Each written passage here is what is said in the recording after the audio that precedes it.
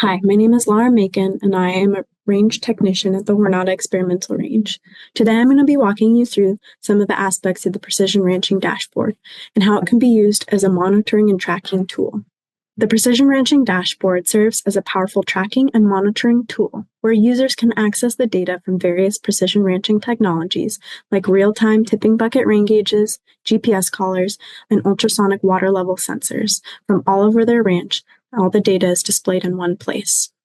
The functionality of this dashboard allows users to remotely monitor things such as water level, livestock behavior and location, as well as animal performance and welfare.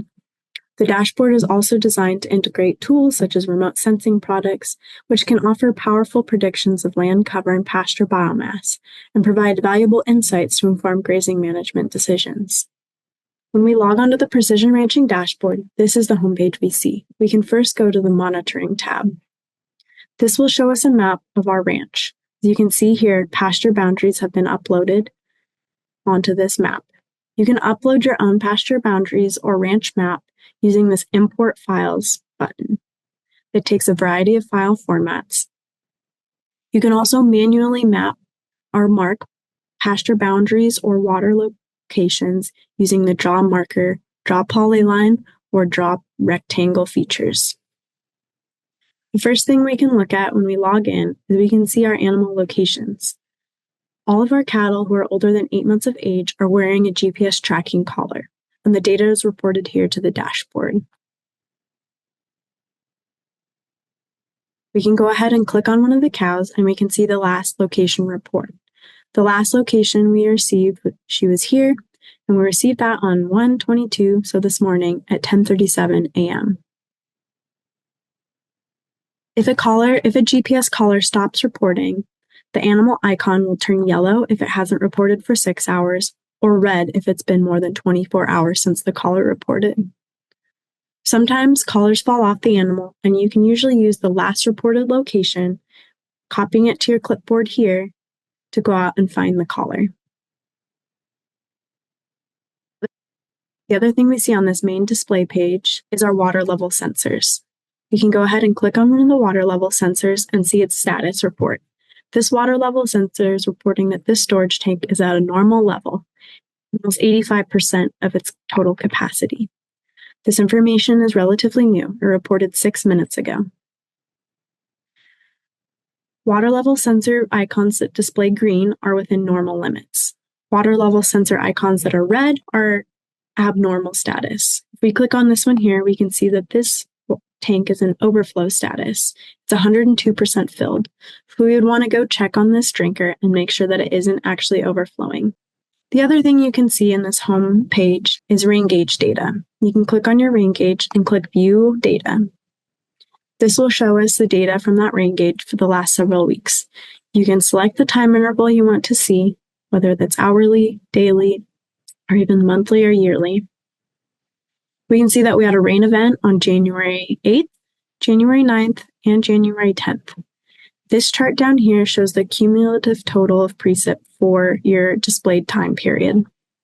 Let's check out more about the water level sensors. We can either navigate back to them on the dashboard homepage down here at water level sensors or down on the side page.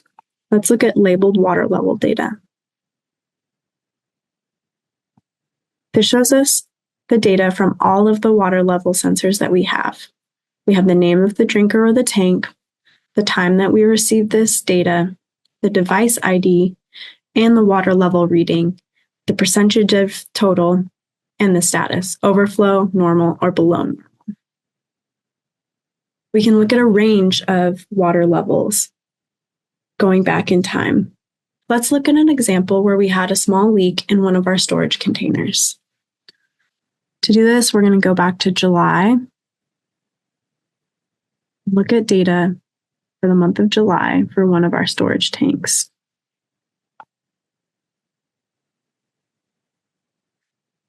You can either search and it will give you the data in this table format, or you can choose to plot and visualize. Here we see the water level for this new well storage tank for the month of July 2024. We started the month at normal water levels, about 70% of total. We then took a dip starting on July 3rd, and it reached its apex on July 5th. We were then able to shut the water off so we didn't lose any more and fix the problem. This water level is approximately 12 miles from our headquarters and takes about 45 minutes to drive to. So having a water level sensor on it so that we can check it daily and see if there are any issues detected, like this issue that we had here, has been very helpful.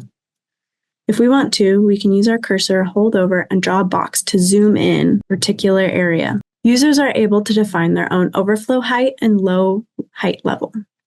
We can do this by going to Water Level Sensors, Manage Water Level Sensors,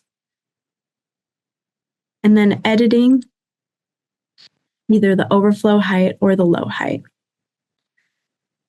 I'm going to change this overflow height to 15 inches because that is the lip height of the tank. Now let's explore some data with the rain gauge sensors. We can go to Manage Rain Gauges and add more rain gauges if we have more. We would need to enter the device number, also the latitude and longitude of where we have the device. Now let's talk about how we can use the precision ranching dashboard for animal management. If we want to just view where all of our animals are, we can go back to this monitoring tab. We can see right now, most of one herd is in the corner of this pasture, while all of our Angus cows are over here getting water. Now let's say that we want to add collars to cows or switch out collars. We would go to Manage Collars, and we can see that the device ID or the collar number for each cow. It's important to track which collars are associated with which animals, and we can do this in the Manage Collars section. You first have to make sure that all of your animals are listed in the dashboard. This is done by managing cows. New cows can be added with this Add Cow tab. Important information to have is ear tag, RFID, who the rancher is, the breed of the animal, their year of birth, and the sex. Cows that are sold or taken off ranch should not be deleted. We can then go to Manage Collars. This tab here keeps track of the unique collar ID associated with that animal. It's important to put the installation date, and then if that collar ever needs to be removed to be fixed, you can put a remove date. You can do this by scrolling over and clicking Edit on a collar. You can then edit the remove date and push Update Collar. Collars that are currently active on the animals have no remove by date. Cow Analytics tab can be used to look at individual animals. This can be used to look at animal welfare and also to answer questions about animal behavior and walking distance. This information can be very useful if you're looking to detect potentially a sick or injured animal in your herd. I'm going to show you an example with a cow that is not out in pasture. She is in a small pen receiving supplemental nutrition. But for this example's sake, let's pretend that she is out at pasture and we're checking to make sure that she is doing all right. First, we can select which cows we want to look at by their ear tag number. You can select all or you can select certain individuals. You can then set a custom date range. For this animal here, we're going to look at January 8th through January 22nd, or the last 2 weeks.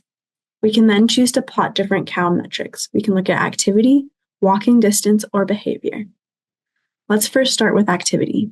The cow in this example was actually moved to a smaller pen to receive supplemental nutrition on January 17th. But for example's sake, let's pretend that she's been out in the pasture for the last 2 weeks, and we're using this data to check in on her. We can look at the activity counts from the GPS collars, and you can see the average here in this dotted line. In the background in the light gray shade is actually the average of all animals. So we can see that she has been below average, the herd average.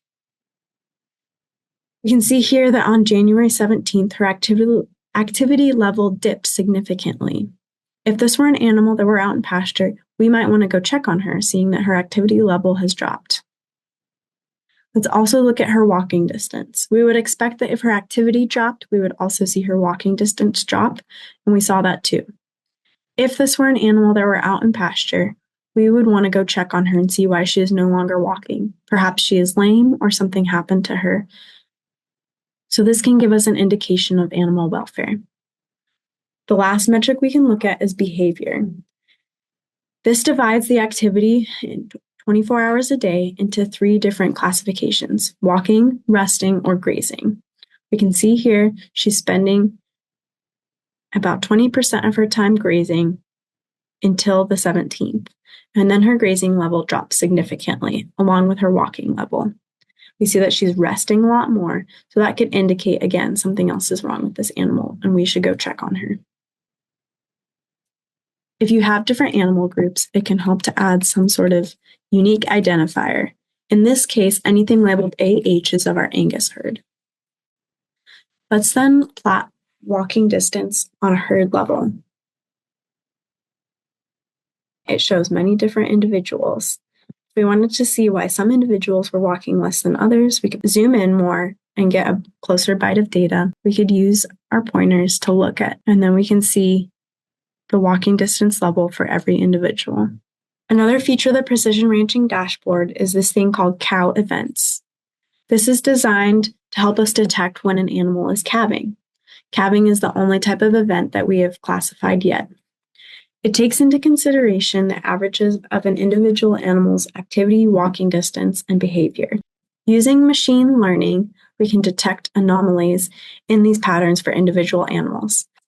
These anomalies can indicate maybe that an animal is calving. Let's look at an example from December 2024. Let's say you have an animal that shows up with a calf, but you want to know her exact calving date. You think you saw that calf for the first time on December 31st, so you know it was born sometime before then, and it looks to only be a week or so old. You can set your starting time at any date you want. For the sake of this example, let's set it for the 1st of December. We then selected our individual cow, and now we will choose to plot the event, and the event type is calving. This is the calving detection formula, and you can see here it spiked on December 28th. I do know for a fact that this animal calved on December 28th, so it's cool to see the dashboard confirm that. The way the dashboard takes into account activity count and walking distance in order to calculate this calving formula. In the future, we intend to have different event types that we can look at. Some examples of these would be predation, as well as estrus detection. Finally, let's look at how the Precision Ranching dashboard can be used for herd and grazing management. One of the features of the dashboard is its integration with what's called the Rangeland Analysis Platform. The Rangeland Analysis Platform is a remote sensing tool that can show us cover and biomass. We can look at historical cover and biomass going back to 1986. Let's look at the herbaceous biomass on the Jornada in 2023. We had below average precipitation, so we didn't have much biomass growth. But this tool could be used for planning grazing management. You can see here in this northeast pasture, it's probably where we have the most biomass. So maybe that would indicate where we'd want to graze the animals the next year. We can also look at what's called the 16-day product of RAP, which is showing us biomass from the last 16 days. Let's go ahead and look at the difference. This will be biomass increase or decrease from one 16-day period to the next. We'll display the difference in 16-day production for comparing the end of December to the beginning of January. Let's look at it for perennial grasses and forbs. You are able to change the display colors as well as the display range. I'm going to change this to show -3 and +3, and then we click the check.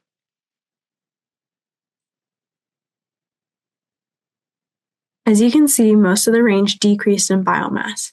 We expect that for the spring in the Chihuahuan Desert. We do not have much new growth happening. But we can also look at the areas where we have an increase of biomass from this period compared to the last period, as well as a decrease. We want to remove this from the map. We simply push the delete button, and then we can close the RAP Explorer. Another thing we can look at is animal tracking. So let's look at movement tracking for an example cow. We can also look at multiple animals using this. To filter by behavior, we can, or we can simply look at all locations. We select the animal, the date ranges, push start, and then you can either increase the speed and push play, or you can slide this bar to automatically display all locations. These location dots are colored according to behavior type. Dots that are dark green, such as this one here, show more walking behavior, while white dots indicate higher resting behavior, and moderate green, light green shows grazing behavior. We can also include a path if we want to see the path this animal went. And this just connects the dots. So it shows you that she went from here to here to here. It just shows you her path. View a timeline of animal movements. We can click on this button here. We can set a custom date range as well as select multiple animals. We can look at movement tracking. So let's look at the movement patterns of 2 different cows. We can filter this movement by behavior. If we select no filter, it'll show us all behaviors, or we can select grazing, walking, or resting. Let's start with no filter. We click the start button and we wait for the data to load. You can push play and it will plot the locations as they occurred, or you can go ahead and just move this slider if you want to move it all the way to the end of your date period. We can see that these location dots are color-coded.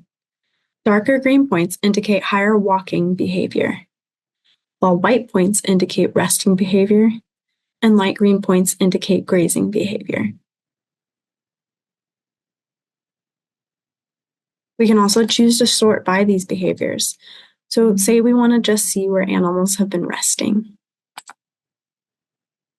We can select resting behavior and click start.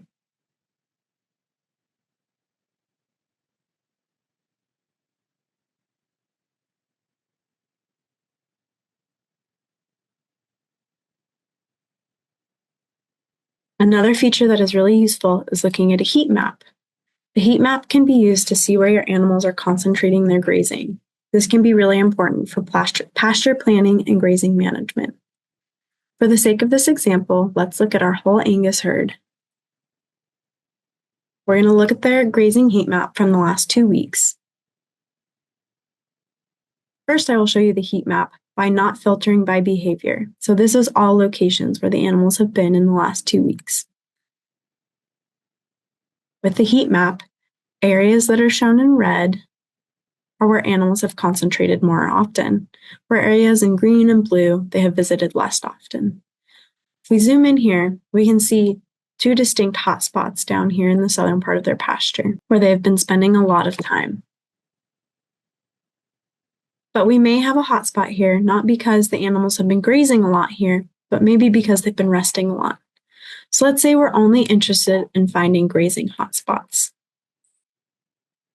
We can then display the heat map, but we can filter it by grazing behavior only. Again, we slide our toolbar all the way over. And now we don't see as much red coming up, but we still see a little bit of a hotspot down here. So there has been some grazing in this area. We might want to go measure utilization levels, or at least go walk around and see how much the animals are taking from here. Another interesting feature that we can do is to combine RAP and animal tracking. Once again, I'm going to add the difference in biomass over the last 2 weeks to the map. We can also change the opacity, so if we want to see the satellite image underneath, we still can. Here we see some areas where we have increased in biomass and areas where we've observed a decrease in biomass. Let's explore these patterns along with animal movement tracking. We're going to look at a grazing heat map over the last 2 weeks, overlaid on top of the RAP. We can see the animals have been concentrating their grazing in some of these areas, which have seen an increase in biomass growth compared to the previous 2 weeks. We see very limited grazing use in this area that has decreased in biomass. But let's look at grazing behavior 2 weeks prior to when we were looking. We'll now look at the grazing heat map from January 1st to January 8th. We can see that there's a grazing hotspot here where it is now detecting a decrease in biomass compared to the previous week. We'll see this technology pick up on the nuances of grazing behavior. And also, it's interesting to see that the animals had moved away from this area in the subsequent weeks of grazing, rather than continue to graze it and potentially overgraze it.